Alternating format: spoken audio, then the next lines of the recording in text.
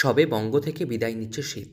বসন্তের শুরুতে বিভিন্ন জায়গায় জঙ্গলে শুকনো পাতার ছড়াছড়ি থাকে। প্রাকৃতিক নিয়মে শাল জঙ্গল বসন্তের শুকনো পাতায় ভরে থাকে। তবে প্রতি বছর একই ঘটনার পুনরাবৃত্তি ঘটতেই থাকে। কেউ বা কারা মনের সুখে জঙ্গলে লাগিয়ে দেয় আগুন, কিংবা অসাবধানতাবশত কোনো আগুন থেকে জ্বলে পুড়ে ছারখার হয়ে যায় কিলোমিটারের পর কিলোমিটার শাল সেগুনের জঙ্গল। তবে এই ঘটনার নিষ্পত্তি কোথায় জানে না কেউই। সবে বসন্তের শুরু। মঙ্গলবার সন্ধ্যায় দাউ দাউ করে জ্বলতে থাকলো বুড়িশোলের জঙ্গল। পশ্চিম মেদিনীপুরের ভাদুতলা থেকে লালগড় যাওয়ার রাজ্য সড়কের দুই পাশে শাল জঙ্গলে ভয়াবহ অগ্নিকাণ্ডের ঘটনা ঘটে। গোটা রাস্তা ঢেকে যায় কালো ধোঁয়ায়।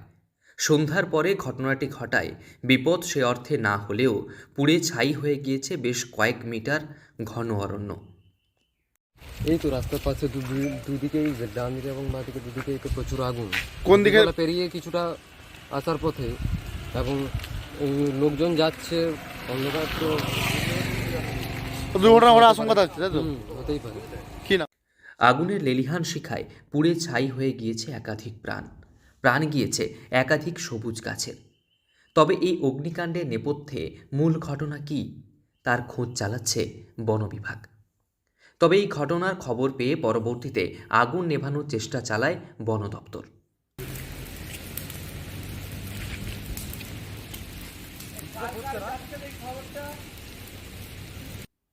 প্রসঙ্গত, পাতা ঝরা এই মরশুমে বহু মানুষ ইচ্ছাকৃত আনন্দ উদযাপনের কারণে জঙ্গলে আগুন লাগিয়ে দেয়।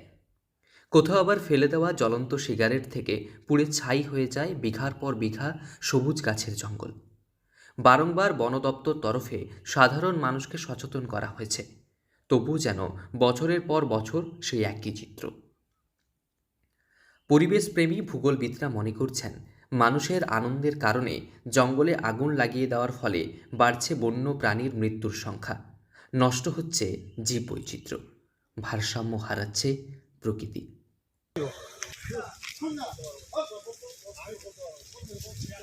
বৃষ্টি শুরু হয়ে গেল।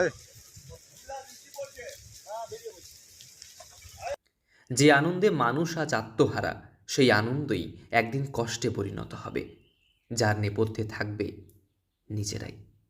পশ্চিম মেদিনীপুর থেকে রঞ্জন চন্দ্রের রিপোর্ট, লোকাল 18 বাংলা।